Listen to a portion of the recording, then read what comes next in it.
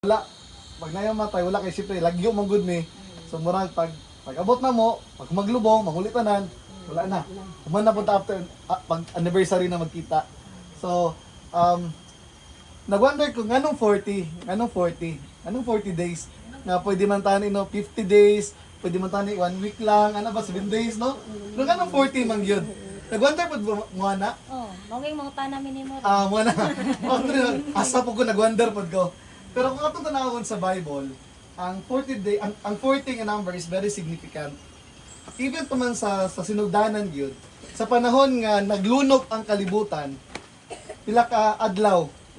40 days and 40 nights. No? 40 days nga naglunok, grabe ang kalamidad, daghang nangamatay, daghang nagantos. And after 40 days na ay promise nga gihatag ang Ginoo, no? Kang Noah. Amen. Sa mga Israelites, tung naa sila sa Egypt, nga gipagawa sila pinaagi kang Moses, nga gigamit si Moses. Pila sila ka years nga naa sila sa wilderness? 40 years. Diba? Diba? 40 years sila nga naa sila sa wilderness. No? Na ang init, daghan sila encounter, daghan sila mga kasinatian. Tungod kay kung imagine nimo kung naa ka sa wilderness, naa ka sa deserto, init kayo na, way mga kahoy, walay, di ba? Walay pagkaon, kay siyempre, nagaagad lang gid sila sa ihatag sa Ginoo sa ilaha. Kung sa panahon nga si Jesus Christ nagfasting, pila siya ka days nagfasting? 40 days gihapon siya nga nagfast. Di ba? Diba? 40 days siya nga nagfasting. Ngadto siya sa wilderness, dito siya nagfast. Dito siya na-tempt, dito siya natistingan. No? And after 40 days, diyan namuhat si Jesus Christ. Kung namatay na si Jesus Christ, pila siya ka adlaw nga nagstay dire? 40. The Bible says 40. So, nganong 40 man, muna ko sa Bible, very, very significant kaya ang 40 days.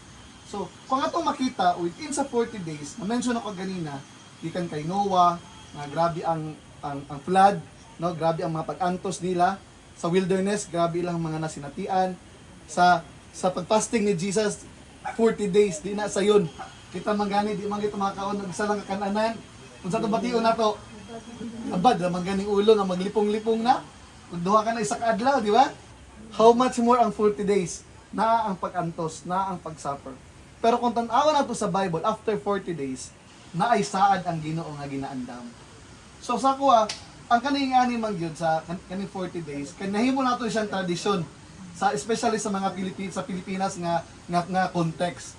No, sa Roman Catholic sila gid ang naga-practice aning 40 days. Nga hantod nga dili lang siya sa religion nga gina-adapt nga nahimong kung dili as a Pilipino nahimo nato siyang culture. No? Nahimo nato siyang kultura. So nakita nako sa Bible, no, wala man gid gingon ang Bible nga kinahanglan 40 days after 40 days atong paghinumduman. Pero kung tan-awon nato, ang 40 days is a time of mourning. Naga-mourn ba? Naga-kasubanan. Kanang mourn sa Bisaya ang nata sa panahon sa kasubanan. Ato pang mabati ang kasakit, ang kamingaw, di ba? Dili sa anay ko 40 days is not enough para maka-move on. Especially sa kay mayet, sa mga anak, sa mga igsuon, dili enough ang 40 days. Last tong June 12 napublikaban sa simbahan nga nag-anniversary sa kamatayon, that anniversary 2 years niya. Niya na iyang mama nga hangtod daw karon nga 2 years na di pa niya madawat. No, di pa niya madawat nga namatay na iyang anak. So, anak ko nga kani 40 days dili siya enough to mourn. Pero kung tanawon nato, ang Bible lang ingon that we have to move on. No? Kinahanglan nato mo pahigawas ta gikan sa kasubanan kay naay saad ang Ginoo. So karon nga kahaponon ako lang ning diri sa Isaiah chapter 41 verse 10. Ingon pa gyud diri, "Fear not, for I am with you. I will strengthen you. Yes, I will help you. I will uphold you with my righteous hand." Ingon pa gyud diri, ayaw ka mo kahadlok. Kay naa ako kaninyo. ako'y magahatag kaninyo og kusog og tabangan ko kamo. No? Buti pa sabot nga sa mga panahon sa